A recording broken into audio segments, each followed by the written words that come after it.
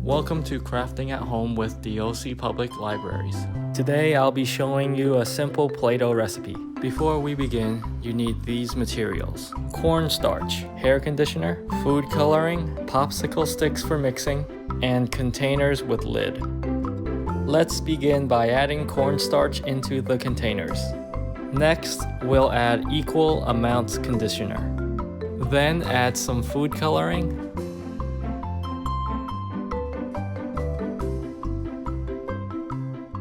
now mix everything.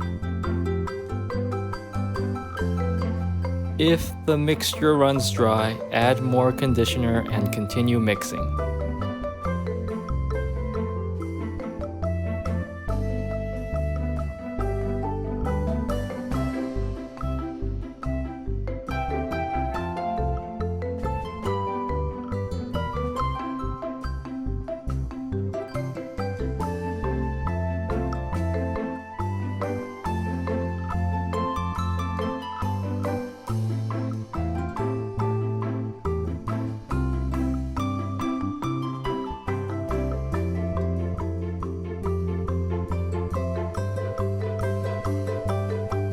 Mold the Play-Doh with your hand to help mix in everything.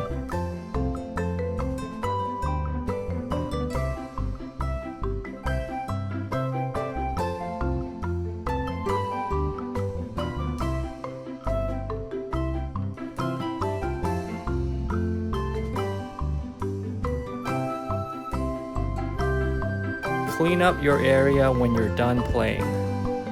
For more programs, resources, and events, please visit ocpl.org. Hello! OC Public Libraries here to share with you a DIY project that you can do with your kids at home with objects that you might have already. And remember, with your library card, you get 24/7 access to our digital content at www.ocpl.org. Now, let's get started. So for this DIY project, you will need a few items. The first item is an empty tissue box. It's a paper plate.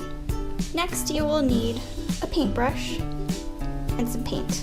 I chose aqua because that's my favorite color. You will also need a sheet of paper. I'm choosing cardstock, but you can use regular printer paper. You will also need a pair of scissors, pencil, some glue. You'll need to be able to make a circle. I'm using the spice jar cinnamon powder to make a circle for the eyes on the monster. And after you're done completing your monster, there's an optional game that you can play with your kids with cotton balls. Or you can use balled up pieces of paper, or if you're a crafter and you have pom-poms, that will work as well. So those are all the materials you will need to create your monster. The first step is to paint your box. Alright, I'm back. And I just finished painting my box. I just gave it one coat because I'm using acrylic paint. The drying time is relatively short. So now my brush is clean. Oops. While the box is drying, we're going to make our eyes and teeth for your monster. So for the eyes, you're going to need your sheet of paper, your pencil, and the object that you'll use to make a circle for the eyes. Now, this is your monster, so you can make as many eyes as you want for it.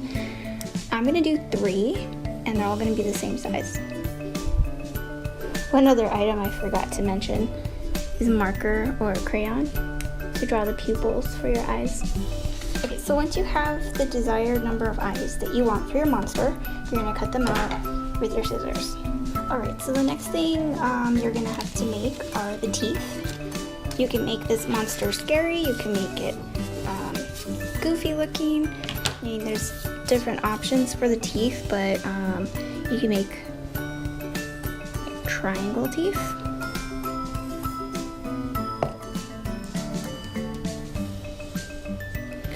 I'll do 3. And then you can make rectangle teeth. Alright, so now I'm gonna cut those out. Alright, so I have 5 teeth. Now, next thing that you'll need is that marker I told you about, or a crayon. So I have my marker here. And I'm just gonna draw a pupil.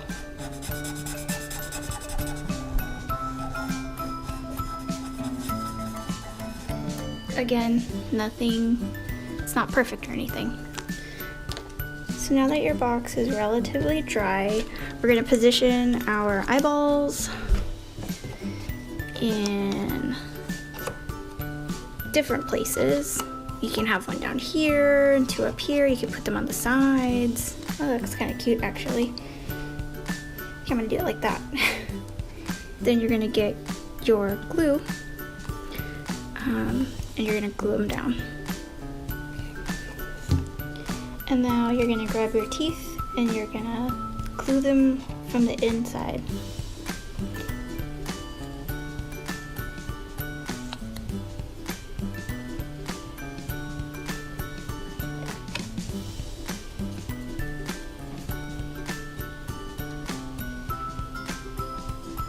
Make sure the eyes are on securely and you don't use too much glue like I did. And now you have a monster. So for the optional game, you can use, like I said, cotton balls or pom-poms or balled up pieces of paper. And in a minute, you and your child are going to take turns to see who can get the most cotton balls in the monster's mouth. So you're just gonna toss it from far away and see if any enter the monster's mouth. So that concludes this DIY on a monster tissue box and cotton ball game. Thank you for watching, and remember, with your library card, you can access all of our digital content 24/7 at www.ocpl.org. Bye! Hi everyone, this is Jenny with Library of the Canyons. Today I'm going to be showing you how to make a pop-up card. There are lots of different ways to make pop-up cards, but what I'm going to show you today is one of the simplest. So let's get started. The first thing you're going to need is some paper. You can use whatever color you'd like, scissors, a glue stick, something to draw or color with, whatever you prefer. Markers, pencils, it all works. You're going to pick 2 different sheets of paper. That's really important. The size doesn't matter. These are half sheets that I'm using, but you can use a full sheet, whatever size you want your finished card to be. You're going to fold them in half, and you'll have an inside sheet and an outside sheet. Okay, this one's the outside, so we'll set that aside for a minute. The inside piece gets 2 cuts. So you're going to cut about 1/3 of the way in and then 1/3 of the way again. You can make them as long as you want. That's how big your pop-out section will be. And then you're going to fold it in half the opposite direction, and that's going to be the inside of your card. What we need to do is attach the inside and the outside. So you're going to put some glue on there. Just make sure you don't get glue in that center rectangle, because that is the pop-up section. So our next step is to design whatever you want to be in the card. That's really up to you.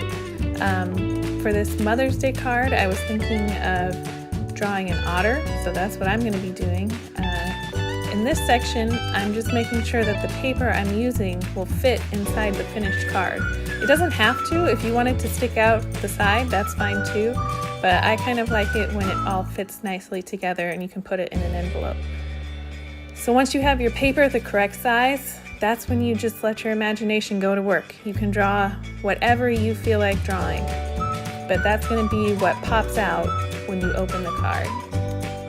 I'm coloring with colored pencils, but you can use markers, crayons, whatever you feel like. The next step is to attach what you've drawn to the rest of the card. You can either put the glue on the back of your picture or directly on the pop-out section. They both work. And there you go.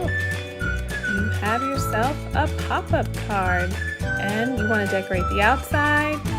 And really you can make it say or look however you'd like. Mother's Day card, you can do Mother's Day or any other holiday. You can make a card for a birthday. You can make a card just to say hello.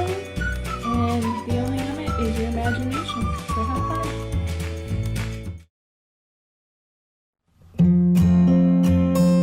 Welcome to Crafting at Home with the OC Public Libraries. Today I'll be showing you a simple and fun painting activity. Before we begin, you need these materials: a canvas, a paintbrush, some painter's tape, and some paint. You'll want to begin by applying tape onto the canvas.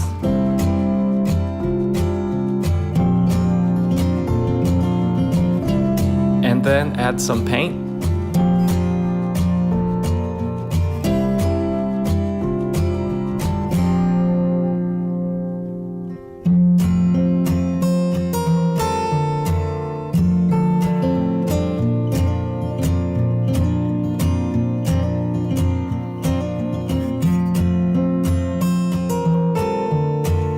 It's best to wait for paint to dry before removing the tape.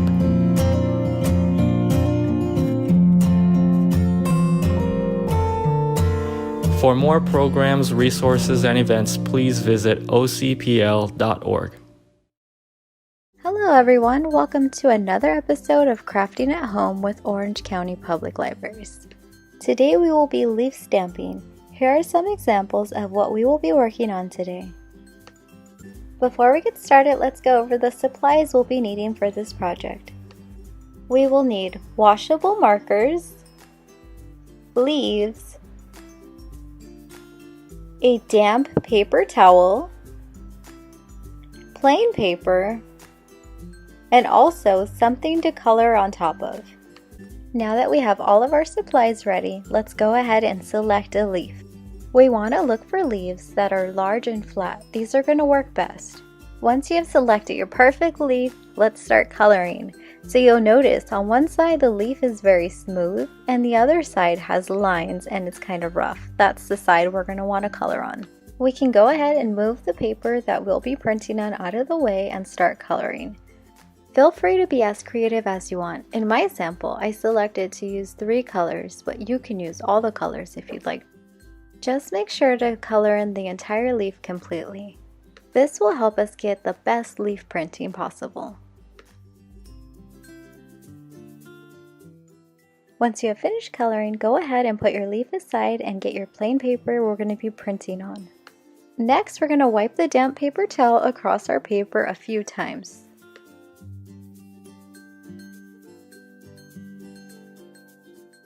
Then let's get our leaf and press down on it on the paper for about 10 seconds.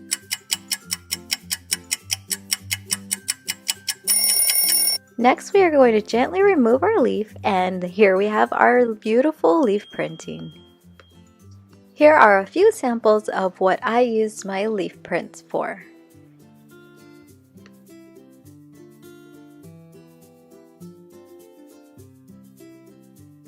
Thank you so much for watching another episode of Crafting at Home with Orange County Public Libraries.